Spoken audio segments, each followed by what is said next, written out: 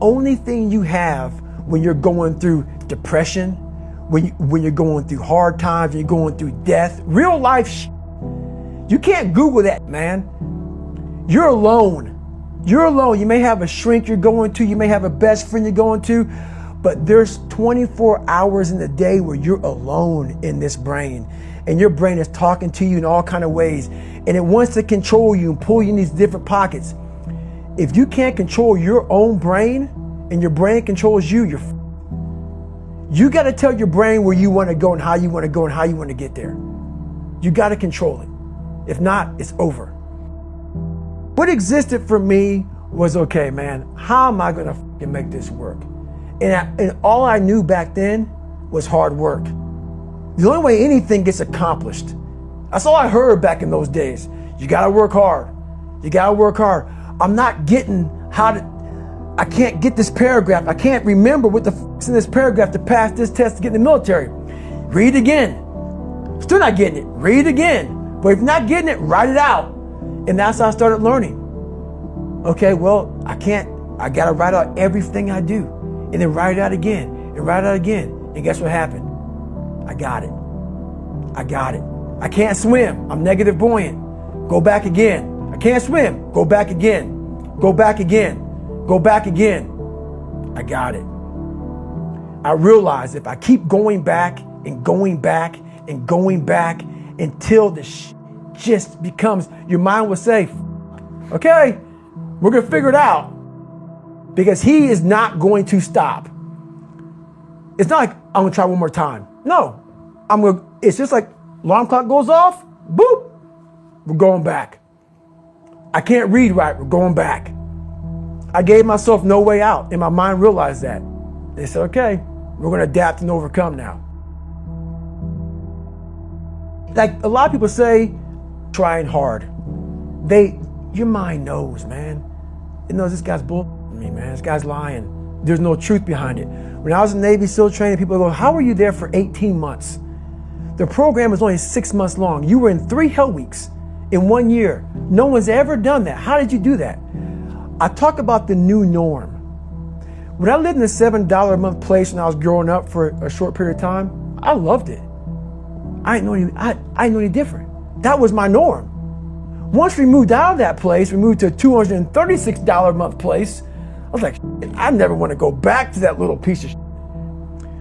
But if you go back to that $7 a month place and you realize this is where I live, this is all I got, your mind says, roger that, this is home. So when I was going through Navy SEAL training for 18 months and going back through all the hard parts over and over again, I told myself after the first time, I knew it was gonna be a long journey there. My body was breaking down. It was just how it was going on. I said, you know what? This is my new norm. So my mind said, it's like going to work. Like you go to work, you put your suit and tie on. I go into suffering every day. Every day, suffering, being broken, duct taping my feet up, stress fractures, shin splints, being broken. This is my new norm. And your mind says, if we're not broken, this ain't normal. We gotta be broken. So then your mind starts to get tougher and tougher and more callous. People, how did you run on broken feet? Broken shins. My mind knew this is how we operate. We're in Navy SEAL training. This is what we are. I became hell. And that became my new norm. I gave myself no way out. There was nothing outside these walls of hell. Nothing. I love God, but for a short period of time, I became the devil, because that was hell. I became the boss, the owner, the CEO of Navy SEAL training. That was my mindset. And that's how you get through things. You immerse yourself in wherever it is, and you become that.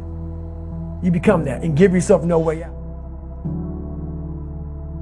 When I was 297 pounds and I was fat as hell trying to be a Navy SEAL, the scariest thing in the world to me, even to this day, was that could have been the rest of my life. I thought then I was trying hard. That's the scariest thing in the world. I thought then, 297 pound, working for Ecolab, spraying for cockroaches, making $1,000 a month. I thought that was me at my 100% potential.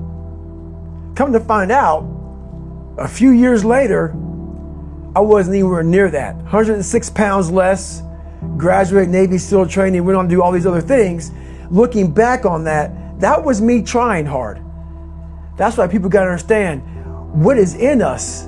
We have no idea until we start trying hard. And I mean really trying hard, where you're obsessed with, hey, this is my new norm. My new norm is that, wow, this isn't always fun. It's not always meant to be fun. And that's when you know you're trying hard. People hear my story and think this guy is sadistic. I realized how the brain works. I figured out how the brain works. I'm a scared kid, and that's what gives me so much power. I had no foundation, and I built this off of just researching the mind.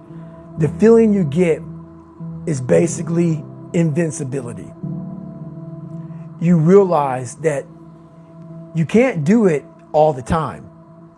When you need to do it, I know I can go to a place that I can live in. And when you know that you can run on broken legs and you can do certain things that a lot of people can do, but they're not willing to do, this power, this sympathetic nervous system of fight or flight, and you're fighting, it gives you this charge of energy of when you're sitting there at 3:30, 4 o'clock in the morning and you're duct taping your feet up because they're broken, and you're doing it by yourself, and you're going through arguably one of the hardest training in the world.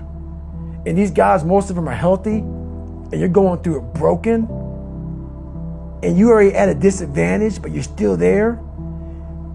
You can feed into that and tap into that for a lot of power. But if you look at it, well, I'm broken, man. Like, I'm not gonna make it. But if you look at it as, man, I'm broken and I'm still here. And I'm fighting, and I'm gonna find a way to get through this because I have no other place to go. It gives you a lot of power. When things start to suck really, really bad, my brain and a lot of people's brain, they don't go to your dad beating you up.